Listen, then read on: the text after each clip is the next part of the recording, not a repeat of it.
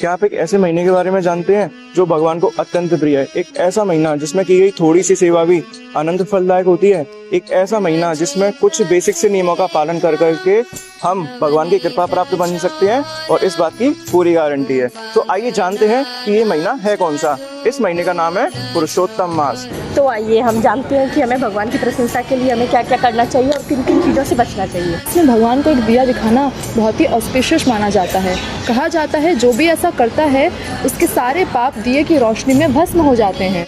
और इस मास में हमें ठाकुर जी को दिया दिखाते हुए श्री बेलमंगल ठाकुर द्वारा रचित 84 का पाठ करना चाहिए, जिससे हमारे अनंत जन्मों के पाप उस दिए के साथ में भस्म हो जाते हैं और निश्चित रूप से हम भगवान की कृपा के पात्र बनते हैं। मास हमें अपने क्रोध और निंदा को त्याग करके अपने चित्त को भगवान में लगाना चाहिए, जिससे कि हम भगवान के कृपा पात्र बन सके। इस मास में हमें वैष्णव अपराध और वैष्णव निंदा से बचना चाहिए, जिससे कि हमारी भक्ति में वृद्धि हो।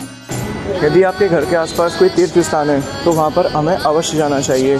पवित्र जलाशयों में स्नान करना चाहिए और हमें भगवत गीता के 15वें अध्याय जिसका नाम पुरुषोत्तम योग है उसका नियमित तौर पर पाठ करना चाहिए। इस महीने में तुलसी पूजा, गौ पूजा और दीपदान अवश्य करना चाहिए और हमें परिक्रमा भी अवश्य करनी चाहिए। यदि हम पूरे महीने इन छोटी छोटी सेवाओं का, इन छोटी छोटी तपस्या का पालन करते हैं तो इस अधिक मास में भगवान की इनफाइनाइट मर्सी तो पक्की है।